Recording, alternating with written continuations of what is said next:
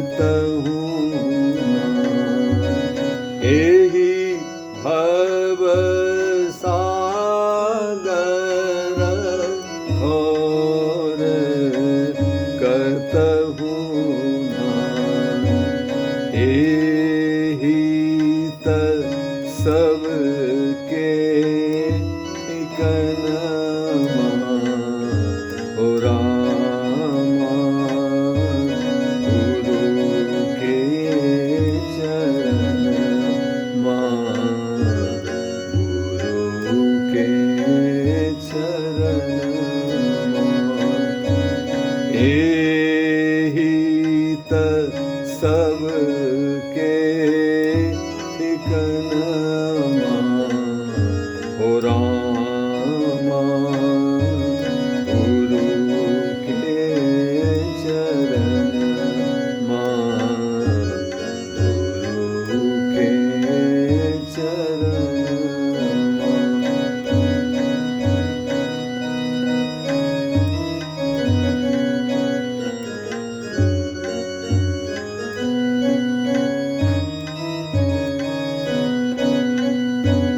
गुरु के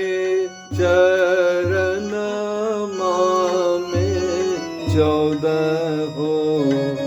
भुवन गुरु के चरण में 14 भुवन एहि त मुक्ति करण हो रामा एहि त मुक्ति करण हो रामा गुरु के चरण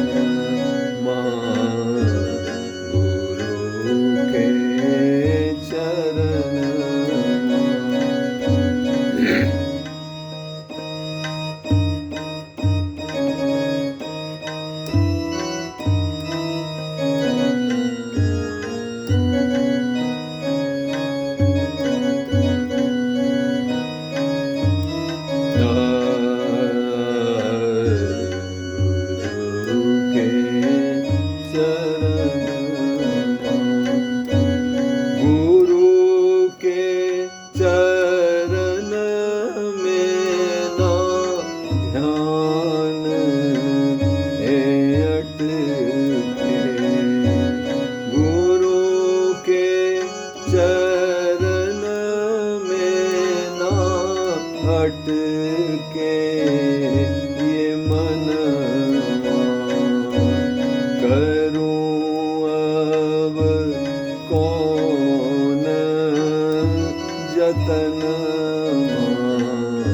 हो रामा करूं अब कौन जतन हो रामा गुरु के चरण गुरु के चरण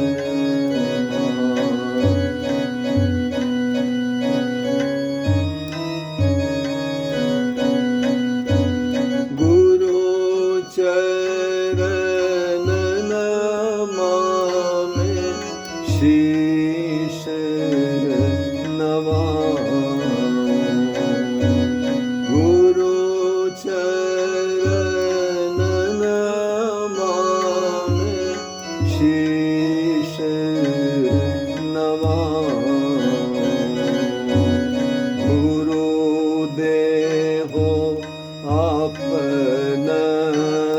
शरण हो रामा गुरु देहो अपना